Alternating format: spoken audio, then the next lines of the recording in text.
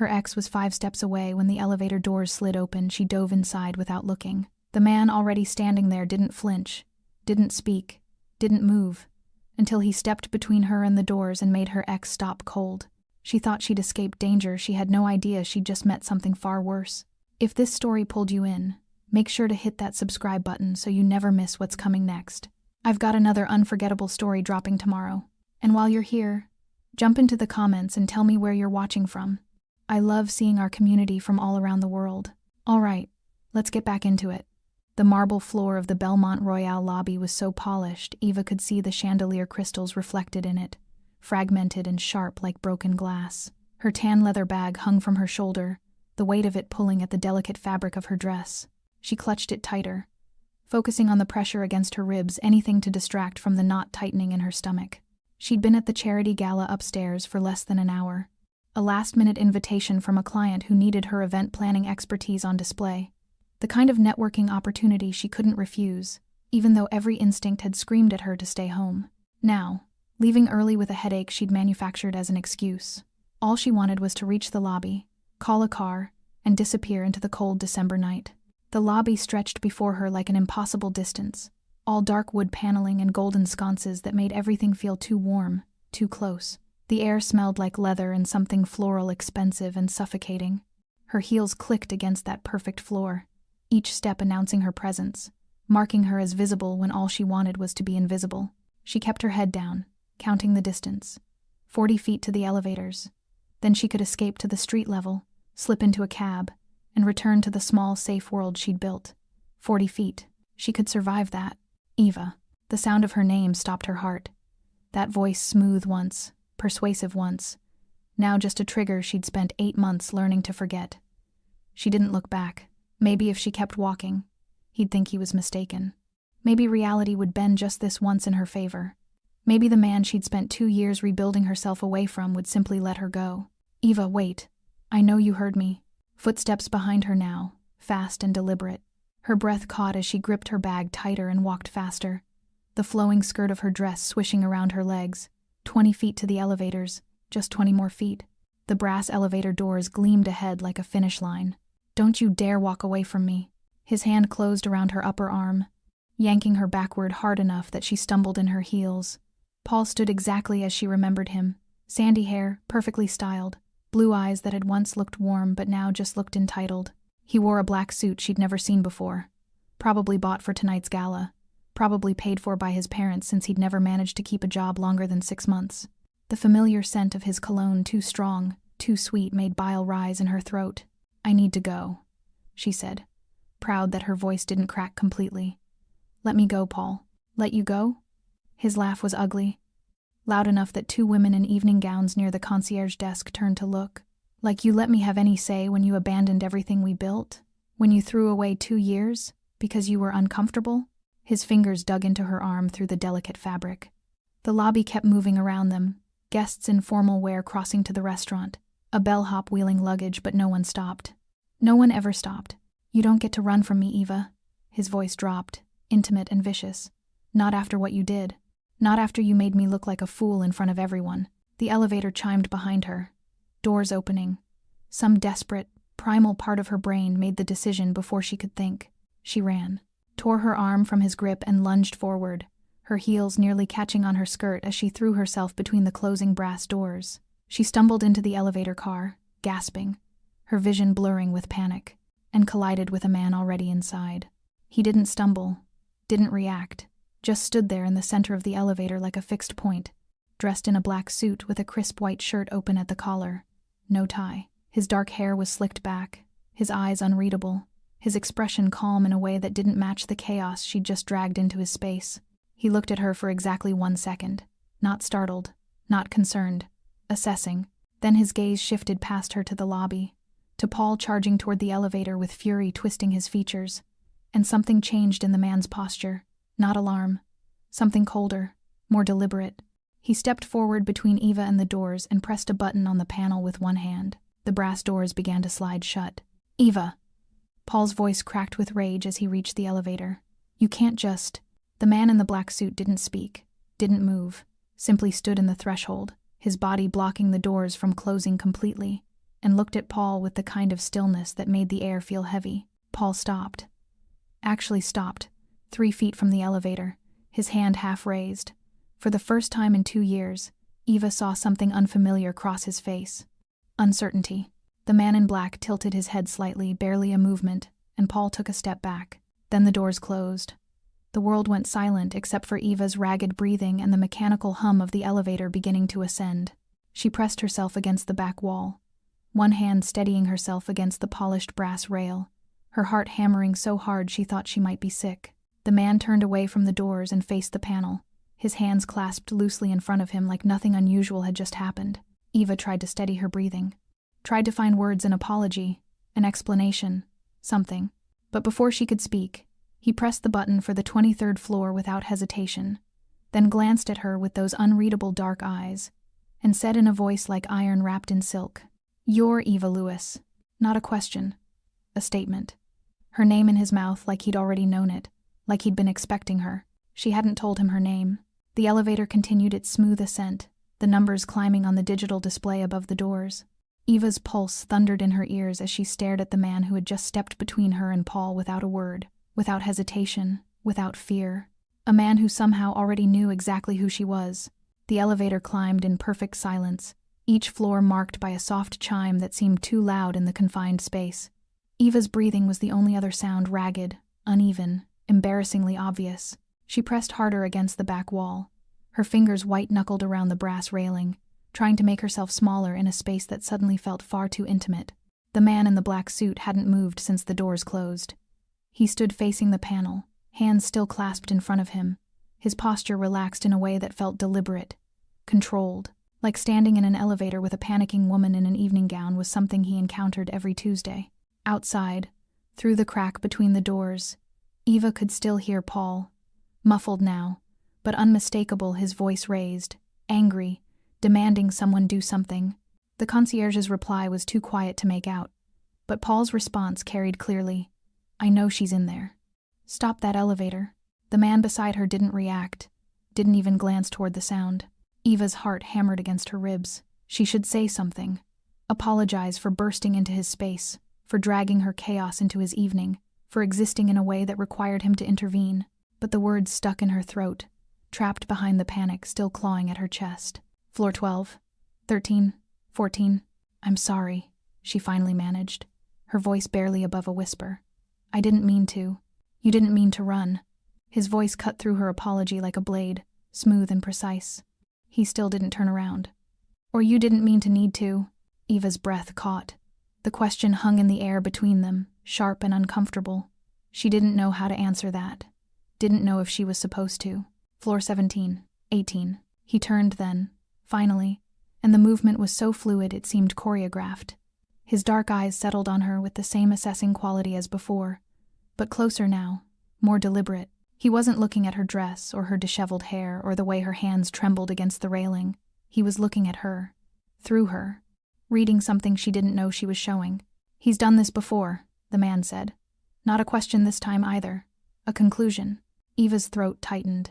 She wanted to lie, to deflect, to maintain some shred of privacy in front of this stranger who somehow already knew her name. But something about the weight of his gaze, the absolute certainty in his tone, made lying feel pointless. "Yes," she whispered. He nodded once, a small, efficient movement, like she'd confirmed something he'd already suspected. Then he reached into his jacket. Eva's body tensed instinctively and pulled out a phone. Expensive, sleek, the kind of device that probably cost more than her rent. He pressed a button and held it to his ear. Ground floor. Man in a black suit, sandy hair, making a scene near the elevators. His voice was calm, almost bored. "Remove him from the property." Quietly. A pause. Eva could hear a tinny voice responding on the other end, too muffled to make out words. "I don't care what he wants," the man continued, his eyes still on Eva. "He's trespassing. If he resists, call the police. If he complies, escort him to the street and inform him he's no longer welcome at the Belmont Royale." Another pause. "Yes, permanently." He ended the call and slipped the phone back into his jacket, all without breaking eye contact. Eva stared at him, her mind struggling to process what had just happened. You can't just, he was a guest at the gala upstairs.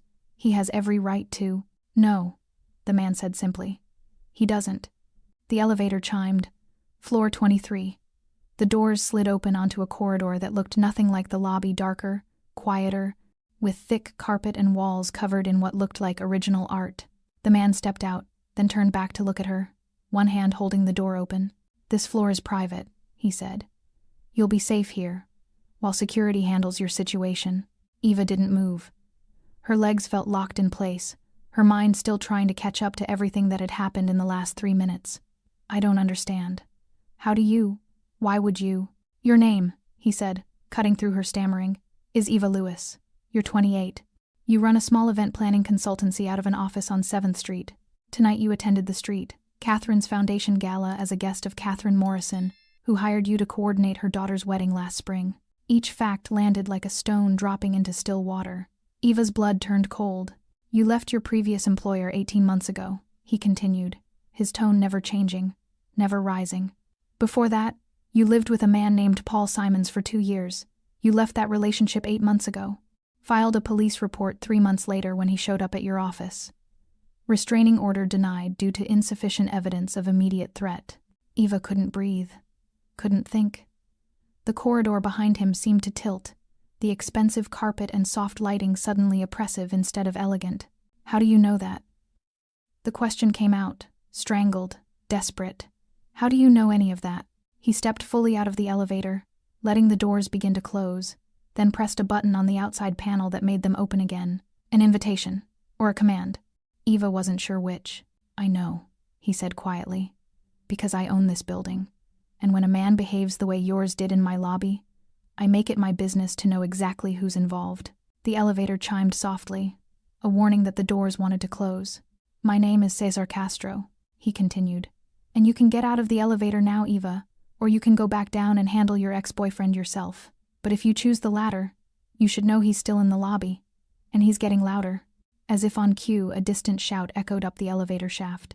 Paul's voice, furious and demanding, the words unintelligible but the rage unmistakable. Eva looked at the man Cesar Castro standing in the corridor like he had all the time in the world.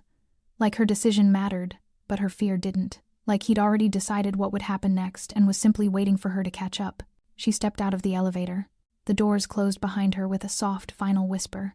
The corridor stretched in both directions, silent and plush, the kind of space designed for people who valued privacy more than they valued warmth. Recessed lighting cast soft pools of gold along the dark walls, and the carpet beneath Eva's heels was so thick it swallowed sound completely. Cesar Castro walked ahead of her, his stride measured and unhurried, like he'd done this 1,000 times before. Like leading frightened women out of elevators was just another Tuesday evening task. Eva followed because she didn't know what else to do. Her mind was still reeling, trying to piece together how a stranger, a man she'd collided with less than 5 minutes ago, knew the details of her life down to the street address of her office, down to the name of the client who'd invited her tonight. He stopped at a door near the end of the corridor, produced a key card from his jacket, and pushed it open without ceremony. The room beyond was an office, masculine, minimalist, and expensive in the way only truly wealthy people could achieve. A massive desk dominated one side, its surface clear, except for a laptop and a single lamp. Floor-to-ceiling windows took up the opposite wall, offering a view of the city that made Eva's breath catch despite everything else. Cesar gestured toward a leather chair positioned in front of the desk. Sit. It wasn't a request, but it wasn't cruel either, just direct. Eva hesitated, then lowered herself into the chair, grateful to be off her feet. Her legs were shaking, a delayed reaction to the adrenaline finally wearing off. Cesar moved to the windows, his back to her, and pulled out his phone again. This time he put it on speaker before dialing. A crisp male voice answered on the second ring. Mr. Castro. Status, Cesar said. Subject removed from the property without incident. He protested extensively but complied when officers were mentioned. He's been informed of the permanent ban and escorted to the street. 2 of our people are monitoring to ensure he leaves the area. Eva's hands clenched in her lap. Paul was gone, actually gone. The relief was so sudden and overwhelming that tears pricked at her eyes before she could stop them. Good, Cesar said. Send me the lobby footage from the past hour. And pull the security report from... He paused, glancing back at Eva. 3 months ago. Incident involving the same individual. Already queued, sir. Thank you. Cesar ended the call and slipped the phone away. then finally turned to face her fully. In the soft lamplight, his features were sharper than they'd seemed in the elevator's strong jaw, high cheekbones, the kind of face that photographs would call striking rather than handsome. His dark eyes settled on her again with that same unnerving focus. "He came to your office," Caesar said. Not a question. A statement pulled from whatever file he'd clearly accessed about her life. "In September." Eva nodded, not trusting her voice. "You called the police. They took a report, suggested a restraining order." Cesar moved to his desk but didn't sit, just leaned against the edge of it, arms crossed loosely. The judge denied it. "Insufficient evidence of a credible threat. Is that correct?" "How do you—" Eva's voice cracked. She swallowed hard and tried again. "How do you have access to that information? That's not public record. That's not something you can just look up." "No," Cesar agreed. "It's not." He said it so simply, with so little concern, that Eva felt something cold settle in her stomach. This man wasn't some good Samaritan who'd happened to be in the right place at the right time. This was something else. Someone else. "I have access," Caesar continued, his tone never changing, "because I make it my business to know who moves through my properties, especially when they bring violence to my door." "I didn't bring," Eva started, then stopped, because technically she had. She'd run into his elevator, dragged her history into his space, forced him to intervene. "I didn't mean to." "I know." For the first time, something shifted in his expression, not quite sympathy, but acknowledgement. "You were escaping. He was pursuing. The situation was clear." Eva's throat tightened. She wanted to ask why he cared. Why a man who owned luxury hotels and had security teams and knew things about her life he had no business knowing would bother stopping Paul at all. But she was afraid of the answer. "Your ex-boyfriend has a pattern," Cesar said, pushing off the desk and moving to the laptop. He opened it, tapped a few keys, then turned the screen toward her. "This is from tonight. Lobby camera." The footage showed Paul entering the hotel at 8:47 p.m. He looked calm, composed, scanning the space like he was searching for someone. Then at 9:23, the angle shifted. Eva appeared, walking toward the elevators. The moment Paul spotted her, his entire demeanor changed. The calm cracked. He moved fast, purposeful, predatory. Eva watched herself try to walk away. Watched Paul close the distance. Watched his hand clamp down on her arm. "This is assault," Cesar said quietly. "In a public space. With witnesses." "No one helped," Eva whispered, unable to look away from the screen. "No one even stopped." "I noticed." There was something cold in Caesar's voice now. Something that made Eva look up sharply. He closed the laptop. "That changes tonight." "What does that mean?" "It means Paul Simons is no longer welcome at this hotel, or any property I own. It means if he attempts to contact you here again, it will be treated as trespassing and handled accordingly." Cesar's eyes met hers, direct and unwavering. "It means you have protection, whether you asked for it or not." Eva's heart hammered in her chest. Protection. The word should have brought comfort. Instead, it brought a different kind of fear, the kind that came from realizing she'd traded one form of danger for something she didn't understand at all. "I don't need protection," she said, even though it was a lie, even though she'd spent 8 months looking over her shoulder, changing her routines, avoiding places Paul might find her. "I need to go home." "You will," Caesar said. "My driver will take you. But first, I need your phone number." Eva blinked. "What?" "Your phone number," he repeated, patient and unmoved. "So I can contact you if the situation escalates." "It won't." "It will." Cesar pulled out his phone, ready to enter the information. Men like Paul don't stop because they're asked nicely. They stop when stopping is the only option left. Eva didn't go home that night thinking she'd hear from Cesar Castro again.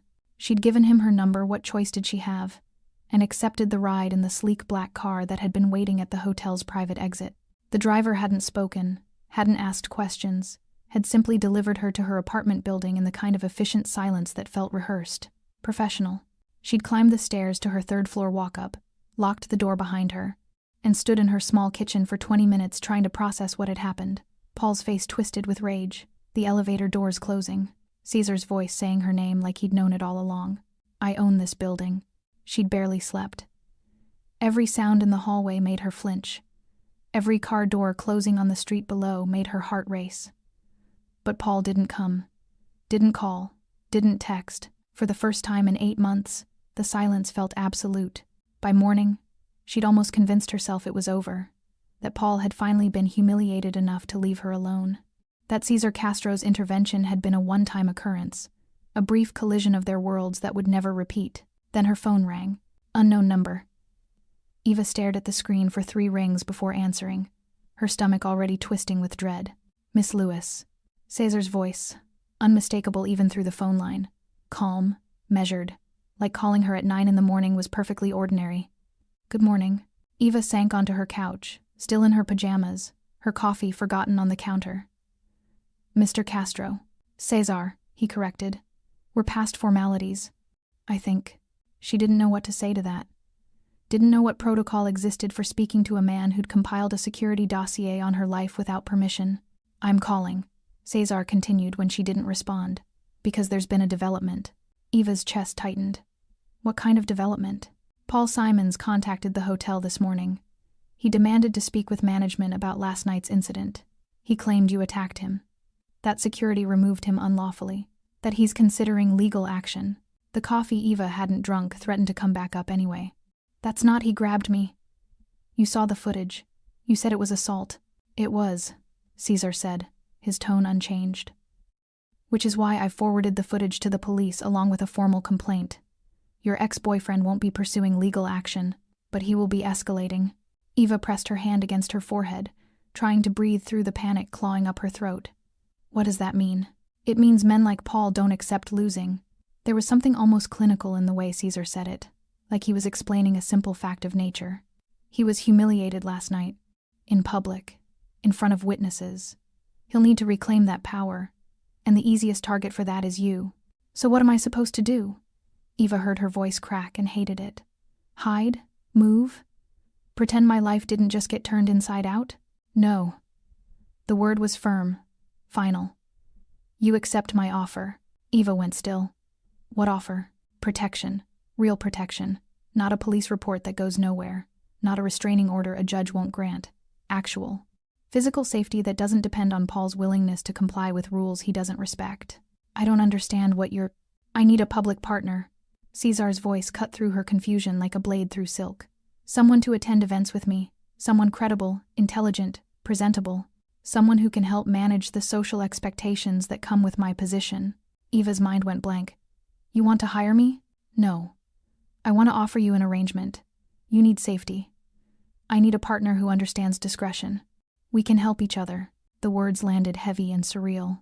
Eva stood up from the couch, pacing to the window, staring down at the street below where normal people were living normal lives. This is insane. You don't even know me. I know enough. There was no hesitation in his voice. No doubt. I know you're intelligent, self-sufficient, capable of navigating high-pressure situations without falling apart. I know you need protection from a man who won't stop until he's forced to stop. And I know... He paused, and for the first time, Eva heard something almost human in his tone. I know what it's like to need safety and have nowhere to find it. Eva closed her eyes. What exactly would this arrangement involve? Public appearances, events, dinners, galas like last night. You'd attend as my partner. In return, you'd have access to my security, my resources, my influence. Paul Simons would learn very quickly that touching you means consequences he can't afford. And what do you get out of this? Eva's voice was barely above a whisper. Besides someone to smile at charity events? Legitimacy. The word was simple, honest. I run businesses that depend on public perception. Having someone like you educated, professional, unthreatening, helps soften certain aspects of my reputation. Certain aspects. Eva's stomach turned. What kind of businesses? The legal kind. There was the faintest hint of amusement in his voice. I own hotels, real estate, security firms. Nothing that should concern you. But the way he said it made her think there was plenty that should concern her. Plenty he wasn't saying. This is a terrible idea, Eva said. But even as the words left her mouth, she knew she was considering it. Because what other choice did she have? Wait for Paul to show up at her office again? At her apartment? Hope that next time someone would actually intervene before it got worse? It's a practical one, Cesar corrected. You stay safe. I get a partner who understands the terms. No confusion. No expectations beyond what's agreed upon. And when Paul moves on, when he finally leaves me alone, then the arrangement ends. Cesar's voice was steady, businesslike. But men like Paul don't move on, Eva. They escalate. And I'd rather you be protected when that happens than reading about it in a police report 3 months from now. Eva stared at her reflection in the window, exhausted, scared, trapped in a life that felt smaller every day Paul stayed in it. I need time to think, she said. You have until tonight. Not cruel, just factual. After that, Paul will have had enough time to plan his next move. And I'd prefer you not face it alone. The line went dead. Eva stood at the window, phone clutched in her hand, and wondered if she'd just been offered salvation or something far more dangerous. Eva spent the day trying to convince herself she had a choice. She made coffee she didn't drink, opened her laptop 3 times and closed it without typing a word, stared at her phone like it might offer answers instead of just more questions. By noon, she'd paced her small apartment so many times she'd memorized every creak in the floorboards. You have until tonight. Caesar's words played on repeat in her mind, calm and absolute. Not a threat, just a fact. By tonight, Paul would have regrouped. By tonight, whatever humiliation he'd felt at the Belmont Royale would have fermented into something uglier, more determined. She knew how this worked. Had lived it for 2 years before she finally escaped. At 2 p.m., her phone buzzed. Text from an unknown number. Paul called your office.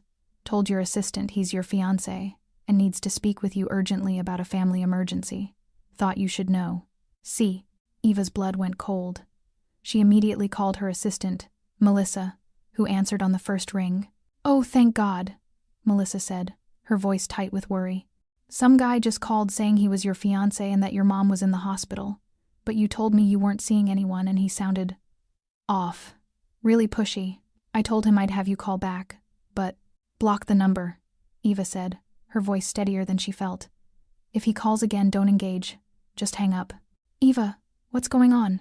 Are you okay? I'm fine. It's complicated. I'll explain later. She ended the call and stared at her phone, hands trembling. Paul was already escalating, already trying new tactics. And if he'd called her office, what else had he tried? Her landlord? Her clients? Another text came through. He's not going to stop. You know that. See. Eva closed her eyes, pressed her palms against them until she saw stars. She wanted to scream, wanted to throw her phone across the room, wanted to rewind 8 months and make different choices, better choices, choices that didn't lead to standing in her apartment feeling like prey. But she couldn't rewind. She could only move forward. She typed a response before she could talk herself out of it. What do I need to do? The reply came within seconds. Car will pick you up at 6 p.m. Bring an overnight bag. You're staying at the Belmont until we formalize the arrangement. Eva's heart hammered. An overnight bag. The Belmont. This was real. This was actually happening. Why overnight? Because Paul knows where you live. And I don't leave loose ends.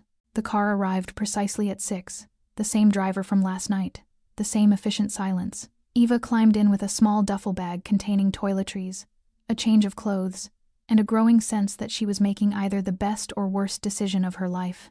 The lobby of the Belmont Royale looked different in early evening, softer, quieter, the crystal chandeliers glowing warm against the dark wood. Eva followed the driver through a side corridor she hadn't noticed before, then into a private elevator that required a key card to operate. They ascended to the 23rd floor. Caesar was waiting in the same corridor as last night, dressed in charcoal pants and a white shirt with the sleeves rolled to his forearms. He looked less severe without the jacket, almost human, though his eyes still held that calculating quality that made Eva feel perpetually assessed. You came, he said. Did I have a choice? Yes. He said it simply, like it was obvious. You always have a choice. You just didn't have a good one. Eva's throat tightened. He was right, and somehow that made it worse. Cesar gestured down the corridor. Your room is this way. We'll discuss terms over dinner. I'm not hungry. You will be. He started walking, clearly expecting her to follow. And we have business to settle. The room he led her to was stunning, a suite with floor-to-ceiling windows, elegant furnishings that looked more like a luxury apartment than a hotel room, and a bathroom with marble everything. Eva set her bag down slowly, hyper-aware of Caesar standing in the doorway watching her take it in. This is too much, she said. It's sufficient. He checked his watch. Dinner is at 7. Dress is business casual. We'll eat in my office. Why your office? Because what we're about to discuss isn't for public consumption. He left before she could ask what that meant. At 7 p.m., Eva knocked on the door to Cesar's office wearing the nicest thing she'd packed, a simple navy dress that felt woefully inadequate for whatever this was. Cesar opened the door himself, and Eva was struck again by how different he seemed in his own space. Still controlled, still watchful, but less like a stranger and more like a man who'd made a calculated decision and was waiting to see if she'd keep up.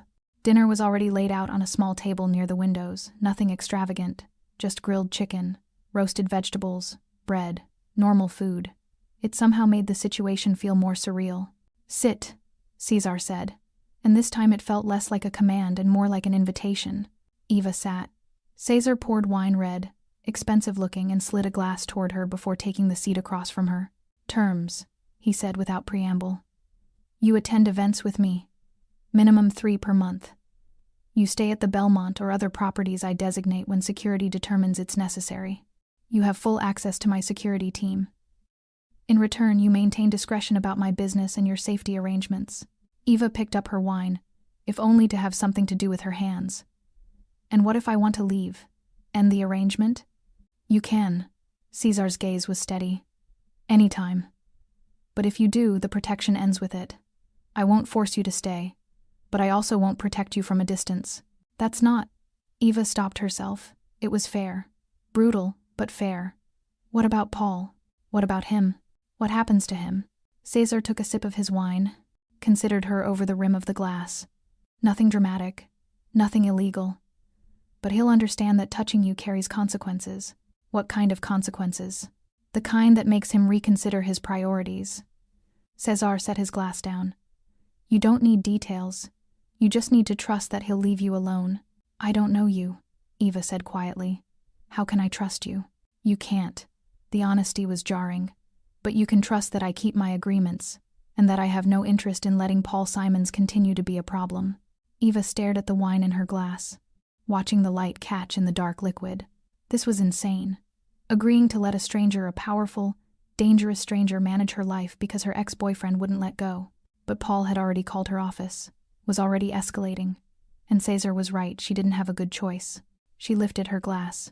To questionable decisions, something almost like amusement flickered across Cesar's face. To practical ones. They drank, and Eva felt the weight of the arrangement settle over her like a contract signed in wine and desperation. 3 weeks passed in a strange new rhythm. Eva couldn't quite call normal. She attended events on Cesar's arm, a hospital fundraiser, a real estate investor's dinner, an art gallery opening where champagne flowed and conversations danced around topics no one said directly. She smiled, made small talk with people whose names she forgot immediately, stood beside Cesar while he conducted business in the language of handshakes and careful eye contact. He was always polite, always professional, never touched her beyond what was necessary for appearance, a hand at her lower back, guiding her through a crowd, his palm briefly against hers during introductions. He never asked her personal questions, never pretended this was anything other than what it was, a transaction. And Paul had gone completely silent. No calls, no texts, no appearances at her office. It was like he'd been erased from her life with surgical precision, and Eva didn't know whether to feel relieved or disturbed by how thoroughly Cesar had kept his word. She'd asked once, 4 days into the arrangement, what had happened. Cesar had been reviewing contracts at his desk, hadn't even looked up. Paul Simons accepted a position in Seattle. He starts Monday. He wouldn't just leave, Eva had said. His entire life is here. His entire life was here. Cesar had finally glanced up, his expression neutral. Now it's more practical for him to be elsewhere. Eva hadn't asked again. She told herself it was freedom, that this was what safety looked like when someone with actual power decided to provide it. But late at night, alone in her suite at the Belmont, because Cesar insisted she stay there until Paul was permanently relocated, she couldn't shake the feeling that she'd traded one cage for another. A prettier one, certainly. A safer one. But still. Then everything changed on a Tuesday. Eva was working in the hotel's business center, reviewing proposals for an upcoming wedding she was coordinating, when her phone buzzed. Text from Cesar. "Come to my office. Now." No explanation. No context. Just the command. Eva's stomach dropped. In 3 weeks, Cesar had never summoned her urgently, never deviated from the careful schedule they maintained. Something was wrong. She took the elevator to the 23rd floor, her heart hammering against her ribs. When she reached his office, the door was already open. Cesar stood at the windows, his back to her, phone pressed to his ear. His posture was different, tenser, the usual controlled stillness replaced by something coiled and ready. "I don't care what he thinks he's owed," Caesar said into the phone, his voice colder than Eva had ever heard it. "The answer is no. If he pushes further, remind him what happened to the last person who challenged me over territory." He ended the call and turned, his eyes landing on Eva with an intensity that made her breath catch. "Close the door," he said. Eva did, her hands trembling slightly. "What's going on?" Caesar crossed to his desk, pulled up something on his laptop, then turned the screen toward her. Security footage. The Belmont lobby. Timestamp from this morning. The video showed a man entering through the main doors, tall, lean, wearing an expensive suit that somehow looked threatening rather than professional. He approached the front desk, spoke briefly with the receptionist, then pulled out his phone and took a photo. Not of himself, of the lobby, of the layout. "Who is that?" Eva asked. "His name is Dmitry Volkov." Caesar's jaw tightened almost imperceptibly. "He works for someone I have a complicated history with. And this morning he asked about you." Eva's blood turned to ice. "What?" "By name." Caesar closed the laptop. "He told my front desk he was looking for Eva Lewis. Said he had a delivery for you. When they told him you weren't registered as a guest, he asked if you'd been in recently. Asked who you were here with." Eva's legs felt weak. She gripped the back of the chair in front of Caesar's desk. "Why would someone be looking for me?" "Because you matter to me."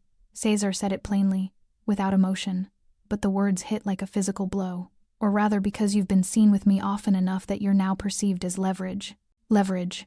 Eva repeated the word, trying to process it. "Leverage for what?" "A territorial dispute. Business that doesn't concern you directly, but..." Caesar stopped, ran a hand through his hair in a gesture that looked almost frustrated. Almost human. "I have rivals, people who would prefer I didn't maintain control over certain aspects of this city's infrastructure. They can't touch me directly, so they look for pressure points, weaknesses.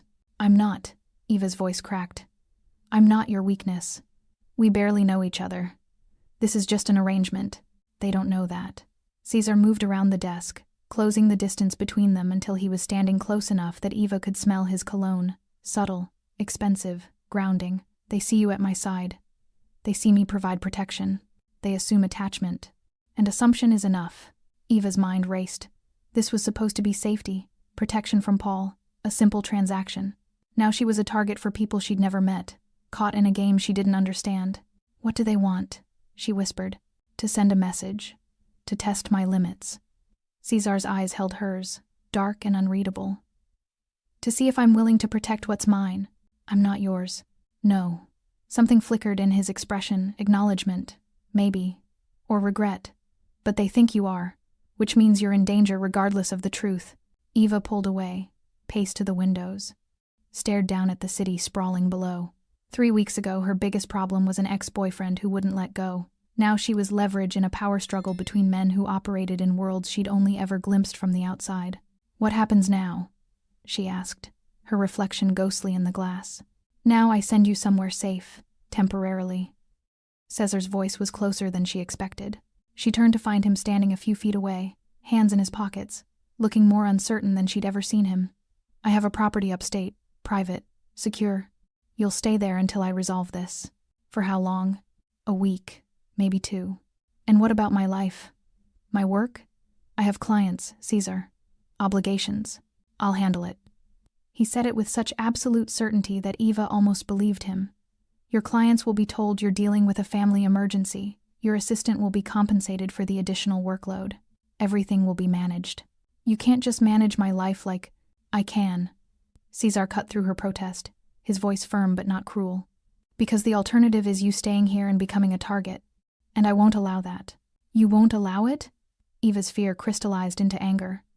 "I'm not yours to allow or disallow. I'm not property you get to move around like..." "You're right." The admission stopped her cold. Caesar stepped closer, and for the first time, she saw something raw in his expression, something almost like fear. "You're not mine, but you're under my protection, and that means when someone threatens you to get to me, I respond, not because you belong to me, but because I gave my word to keep you safe." Eva's throat tightened. "This isn't what I signed up for." "I know." Caesar's voice dropped quieter now. "Genuine. And if you want to end the arrangement right now, I'll understand. But if you do, I can't protect you. The threat doesn't disappear just because we terminate our agreement. You'll still be the woman they saw with me. Still be the pressure point they identified. The trap closed around her with perfect, inescapable logic. Stay and be sent away to some hidden property like a piece on a chessboard. Leave and face consequences from people who saw her as nothing more than a tool to hurt someone else. When do I leave? She asked finally, defeated. Tonight. My driver will take you. Eva nodded, unable to trust her voice.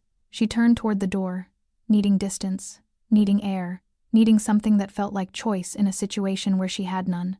Eva. She stopped but didn't turn around. I'm sorry, Caesar said quietly. This is my fault. My world. You shouldn't have to pay for it.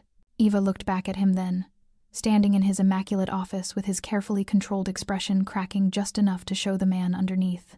A man who wielded power like a weapon but couldn't protect her from the consequences of standing too close. Neither should you, she said, and left before he could respond. The property upstate wasn't what Eva expected. She'd imagined something cold and institutional, a safe house with reinforced doors and security cameras, a place designed for hiding rather than living. Instead, the car had delivered her to a sprawling estate tucked into wooded hills, all stone and glass and carefully manicured grounds. The main house was warm, filled with comfortable furniture and soft lighting. There was a library, a chef who prepared meals she barely touched, staff who moved through the space like ghosts, present but never intrusive. It was beautiful, isolated, and it felt exactly like a cage. Eva had been there for 6 days, and the silence was suffocating. No events to prepare for, no clients calling with last-minute requests, no Caesar materializing with his measured instructions and unreadable eyes. Just endless hours stretching into endless days, filled with nothing but her own thoughts, and the growing realization that she'd become completely dependent on a man she barely knew. She spent mornings walking the grounds, afternoons in the library pretending to read, evenings staring out windows at a landscape that felt foreign despite its beauty. The staff was polite but distant. The security team, 2 men who rotated shifts outside, never spoke to her beyond polite greetings. She was safe. Completely, absolutely safe, and she'd never felt more trapped in her life. On the 7th night, Eva stood at the window of her bedroom because of course they'd given her a bedroom with a view, because even imprisonment came with luxury in Cesar's world, and admitted the truth she'd been avoiding all week. She missed him. Not the safety, not the protection, not the elegant dinners or the way his presence commanded every room he entered. She missed Cesar, the man who never lied to her, who'd laid out the terms of their arrangement with brutal honesty and kept every promise even when it cost him, who'd looked at her in his office with something almost like regret and said, "This is my fault," like he actually cared that she was paying for his enemy's games. The realization terrified her more than Dmitry Volkov ever could. She'd spent 2 years with Paul learning to recognize manipulation disguised as affection, learning that men who claimed to care were often the most dangerous. That love was just another word for control wrapped in prettier packaging. But Caesar had never claimed to care, had never pretended their arrangement was anything but practical, had given her exactly what he'd promised: safety, resources, protection, without demanding anything beyond her presence at public events. He'd been honest when honesty was the cruelest thing he could offer. And somehow, impossibly, that made her trust him in ways she'd sworn she'd never trust anyone again. Her phone buzzed on the nightstand. Eva crossed the room slowly, afraid to hope it might be him. They'd barely communicated since she'd arrived, a single text confirming she'd gotten there safely, another 2 days later asking if she needed anything. She'd responded with polite negatives both times, maintaining the distance he seemed to prefer. But this message was longer. Volkov has been dealt with. His employer understands the boundaries now. You can return to the city tomorrow if you'd like, or stay longer if you prefer the quiet. Your choice. See. Eva read it 3 times, her heart doing something complicated in her chest. Your choice. She'd had so few of those lately. Every decision in the past month had been made under duress, driven by fear or necessity or the suffocating weight of circumstances she couldn't control. But this felt real. He was giving her an actual choice: trust that the threat had passed and return to the city, or stay here in beautiful isolation until she felt ready. She typed a response before she could overthink it. What happened to him? The reply came quickly. Nothing permanent. Just a clear conversation about consequences. Are you okay? The typing indicator appeared, then disappeared. Appeared again, finally. Why wouldn't I be? Eva sat on the edge of the bed, staring at those 3 words. Because they were a deflection. Because Caesar was always okay, always controlled, always in command. Because admitting vulnerability would shatter the carefully maintained image of a man who never needed anything from anyone. She knew that strategy, had perfected it herself. Because dealing with threats is exhausting even when you win, she typed. Because you sent me away to protect me and handled it alone. Because you're human, Caesar, even if you don't like admitting it. Several minutes passed with no response. Eva wondered if she'd crossed some invisible line, pushed into territory their arrangement didn't cover. Then her phone rang. His name on the screen. An actual call, she answered, her hand trembling slightly. Hello?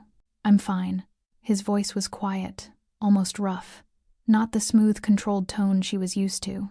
The situation is resolved. Volkov's employer won't be a problem again. That's not what I asked. A pause. Eva could hear something in the background. Traffic maybe, or wind. Like he was outside somewhere instead of in his perfectly controlled office. No, Caesar said finally.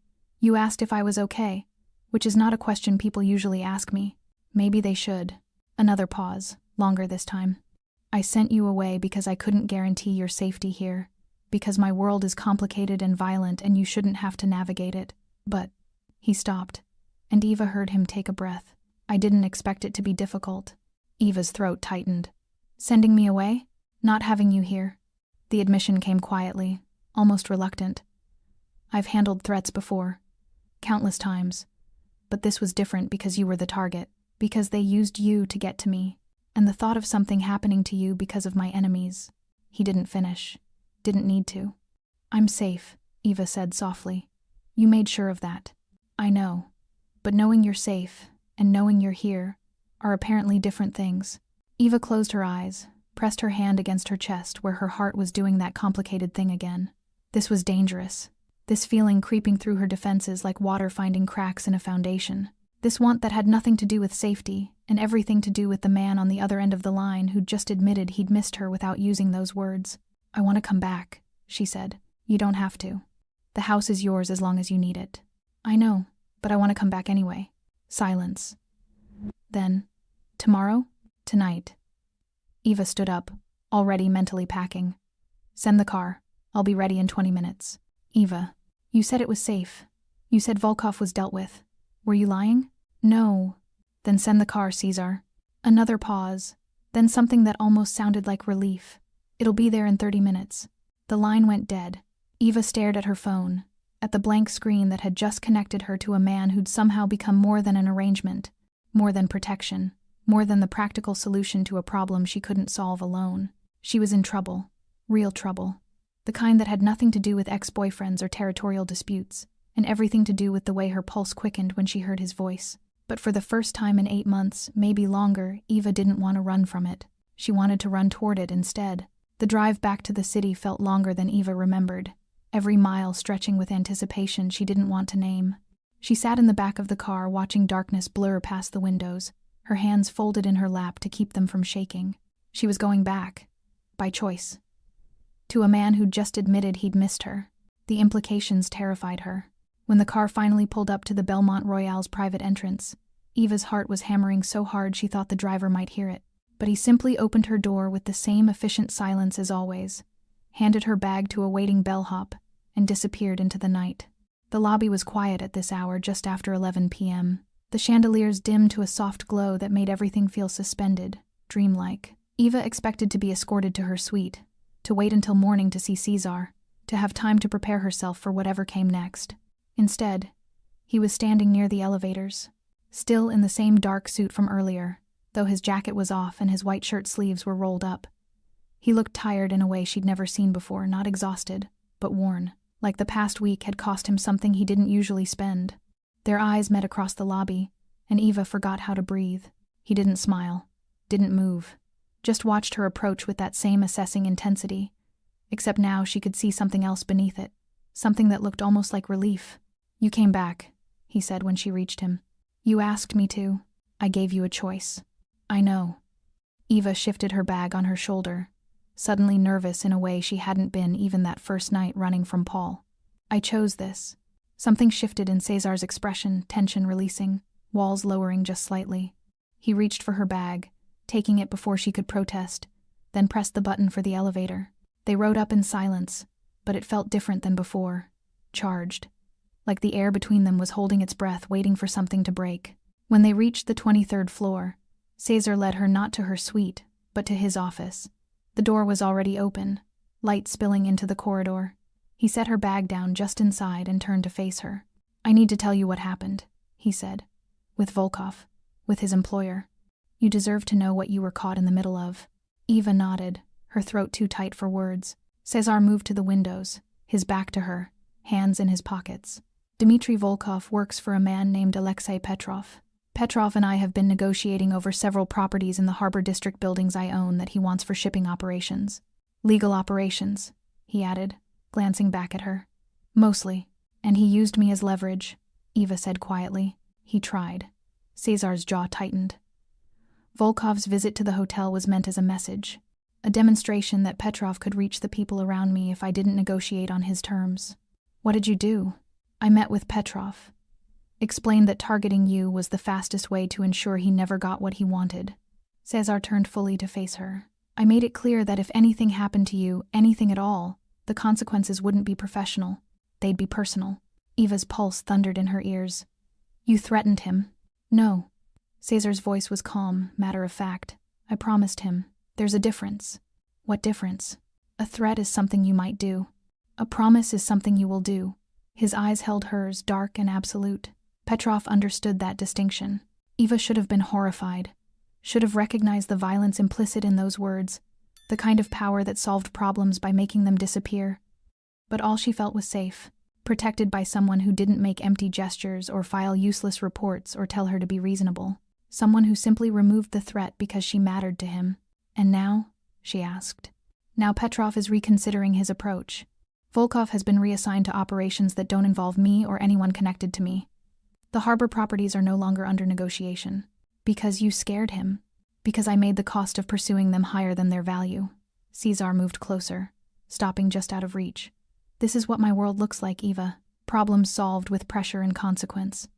Threats neutralized before they escalate. It's not clean, it's not comfortable, but it works." Eva stared at him. This man who wielded power like a scalpel, precise and controlled and utterly ruthless when necessary. She should run. Should recognize the danger of standing too close to someone who operated in shadows even when everything appeared legitimate. But she'd been running for 8 months. Running from Paul, from fear, from the possibility that she'd never feel safe again. She was tired of running. "Thank you," she said quietly. Cesar's expression shifted surprise. "Maybe." Or confusion. "For what?" "For keeping your promise. For protecting me even when it complicated your business. For..." Eva's voice caught. "For being honest. About all of it. Even the ugly parts." "You deserve honesty." He said it simply. Like it was obvious. Like lying had never even occurred to him. Even when it's difficult to hear.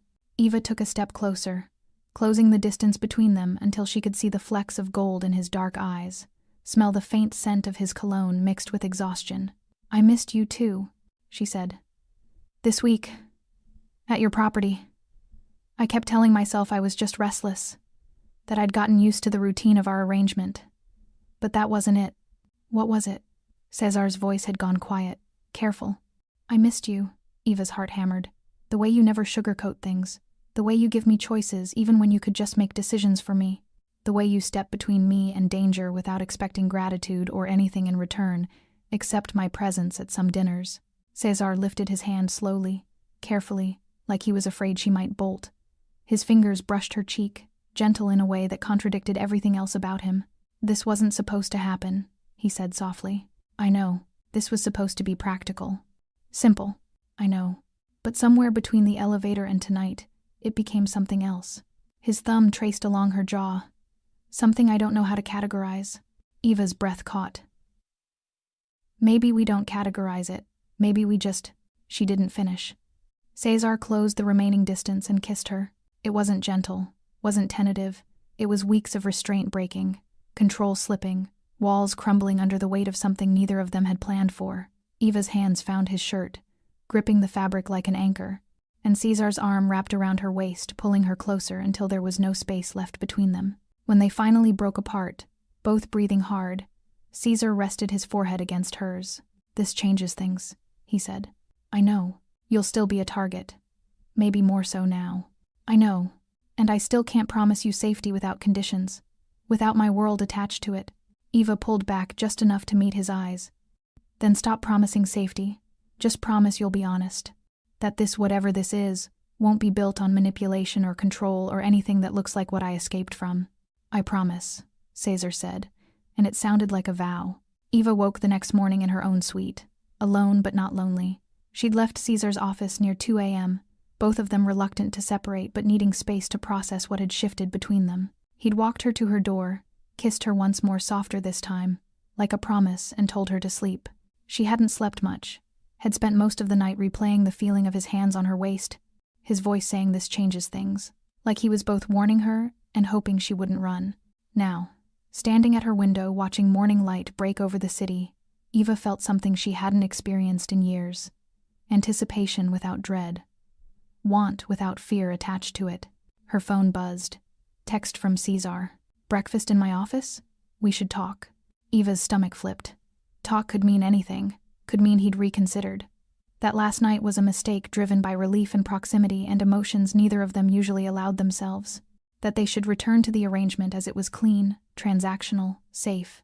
Give me 20 minutes, she typed back. She dressed carefully, not for an event, just dark jeans and a cream sweater, her hair pulled back simply. If they were going to redefine whatever this was, she wanted to do it as herself, not as the polished version she presented at galas.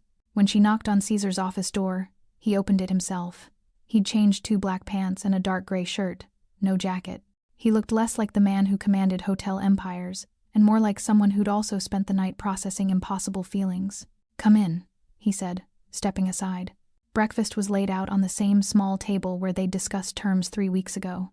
Coffee, pastries, fruit. Normal things that felt surreal given what had happened last night. They sat. Caesar poured coffee with steady hands, but Eva noticed the tension in his shoulders, the way his jaw was slightly tight. He was nervous, actually nervous. The realization made her own anxiety ease slightly. I didn't plan last night, Caesar said finally, setting down his cup. I don't usually lose control like that. Did you want to? Eva asked quietly. Lose control? His eyes met hers, dark and honest. Yes, for weeks now. But wanting something and acting on it are different things. I thought I could maintain the boundaries. Keep this professional. Why? Because you came to me running from a man who couldn't control himself, who used his feelings as justification for hurting you. I didn't want to be another man who... He stopped, looked away. Who took advantage of a power imbalance. Eva's throat tightened. You think there's a power imbalance? I know there is. Caesar's voice was flat, certain. I own this building. I employ your security. I have resources and connections you don't. The arrangement was supposed to protect you, not trap you in something else. And if I don't feel trapped? Eva leaned forward. If I chose to come back last night because I wanted to, not because I needed protection, then we need new terms. Caesar met her eyes again. Because I won't continue something where you might be staying out of obligation or fear, or because you think leaving would cost you safety. Eva set down her coffee, her heart pounding. What kind of terms? Honest ones. Caesar's expression softened slightly. If this continues, if we continue, it has to be separate from the protection arrangement. You stay safe regardless of what happens between us. That's not negotiable. But anything else, anything personal, that's your choice. Every day. No contracts. No obligations. That's not how you operate, Eva said. You're a man who needs terms and conditions and clear boundaries. I know. Something almost like vulnerability crossed his face. But I'm trying to learn a different way. For you. The words hit Eva like a physical touch. This man who controlled everything, who solved problems with precision and power, was offering to let go of control because she needed him to. I have terms too, she said. Caesar nodded. Tell me. No secrets. If something in your world threatens me, I need to know immediately. Not after you've handled it. Not when you think I can handle hearing it. Immediately. Agreed. And we communicate. Actually communicate. Not just logistics and schedules. If something bothers you, if I do something that crosses a line, you tell me. Don't just decide for me what I can or can't handle.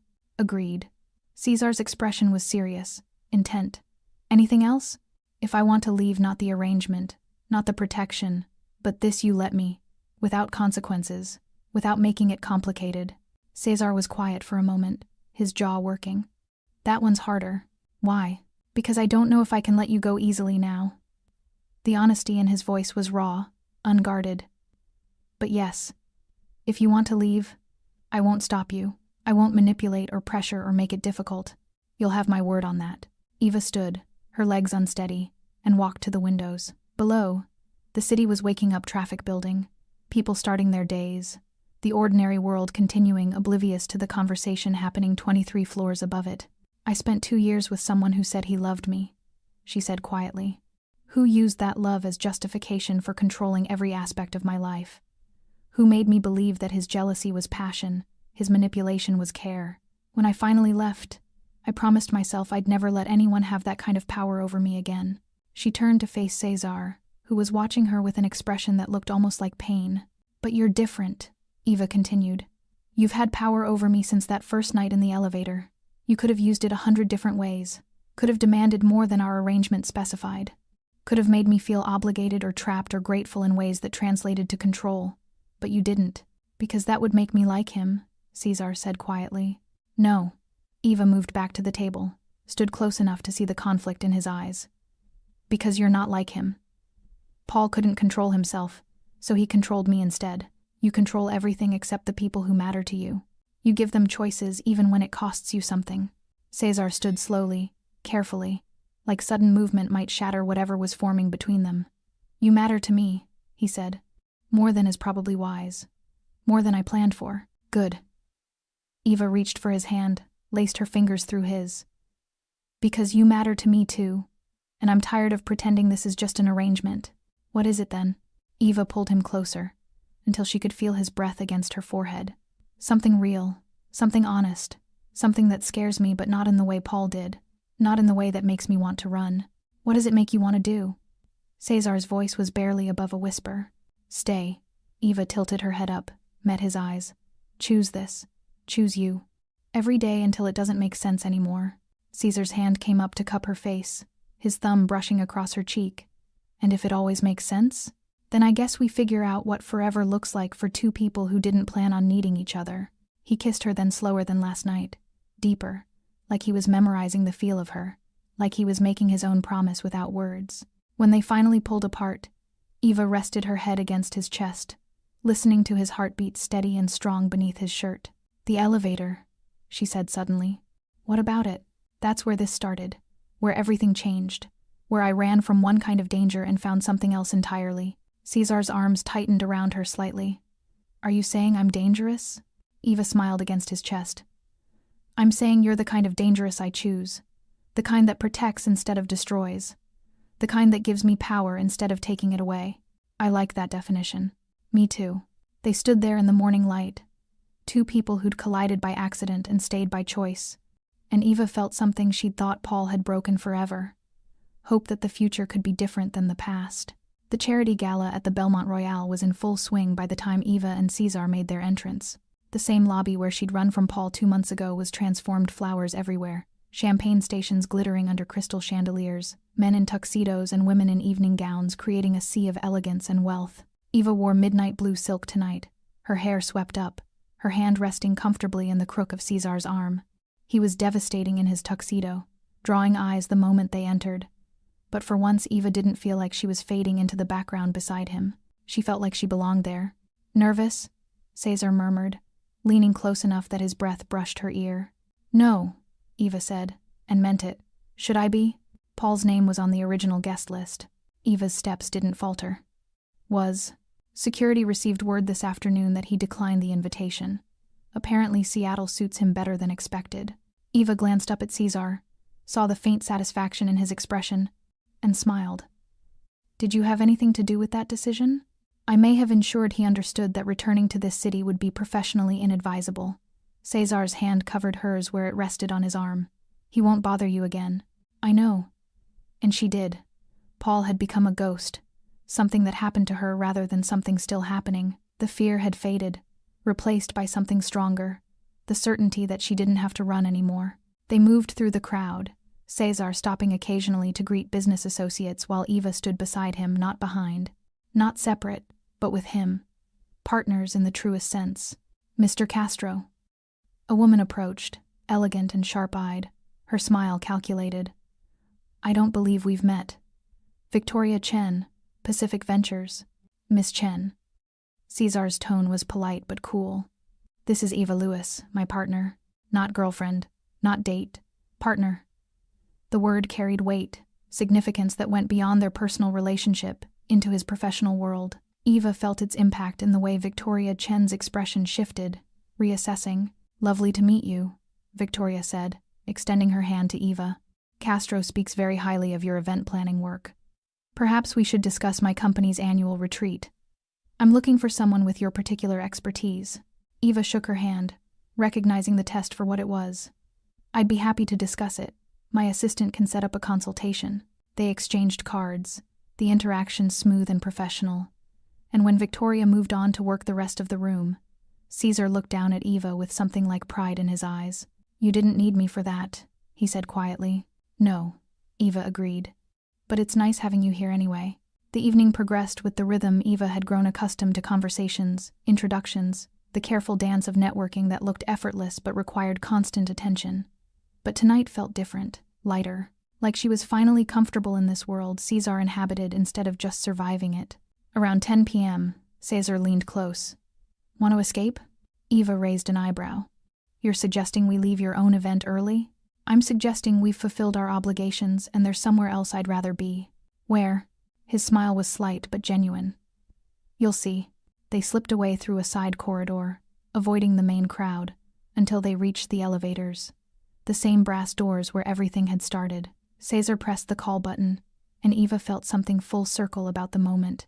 The doors opened, empty, just like that first night, except everything was different now. They stepped inside together, and as the doors closed, Eva turned to face Cesar. This is where I stopped running, she said. I remember. Cesar's hand came up to trace along her jaw. You looked terrified. I was. Of Paul. Of what would happen if he caught me. Of asking a stranger for help. Eva's fingers found the lapels of his tuxedo jacket. I didn't know the stranger would become the person I trusted most. I didn't plan on that either. Cesar's voice was soft, honest. I planned on keeping distance, maintaining boundaries, protecting you without becoming attached. How'd that work out? Terribly. His thumb brushed across her lower lip. Best failure of my life. Eva smiled, rising up on her toes to close the distance between them. Where are we going? Roof. Cesar kissed her softly. I thought you might like to see the city from somewhere higher than my office. Romantic. I'm trying. Another kiss, deeper this time.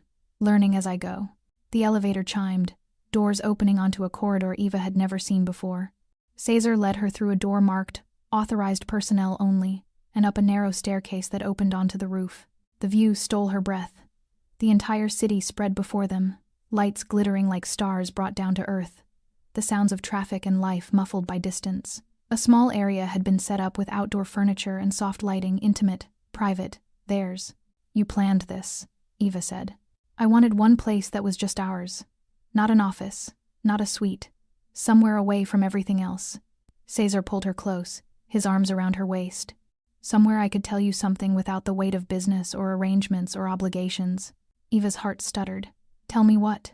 Cesar looked at her, really looked at her, with an expression so open it almost hurt to witness. That I love you. That somewhere between the elevator and tonight, protection became something else. That you're not leverage or obligation or transaction. You're the person I want beside me even when there's no reason to pretend. Even when it complicates everything. Eva's eyes burned with tears she didn't try to hide. That's terrifying. I know. And honest. Always. And exactly what I needed to hear. She pulled him down, kissed him with everything she'd been holding back, all the fear and hope and desperate want she'd been too afraid to name. When they finally broke apart, both breathing hard, she whispered against his lips, I love you too, and I'm not running anymore. Good, Cesar said, his forehead against hers. Because I'm not letting you go. They stood there on the roof of the Belmont Royale. Two people who'd found each other in an elevator fleeing different kinds of danger. And Eva felt something settle in her chest. Not the end of fear. Fear would always exist in small ways. learned responses that took time to unlearn. But the end of running, the beginning of choosing to stay even when staying was terrifying. Below them, the city continued its endless rhythm. But up here, 23 floors above where it all started, Eva Lewis stood in the arms of a man who'd promised her honesty and delivered safety and somehow, impossibly, become her home. She wasn't prey anymore, wasn't running, wasn't small. She was choosing. Every day. This man. This life.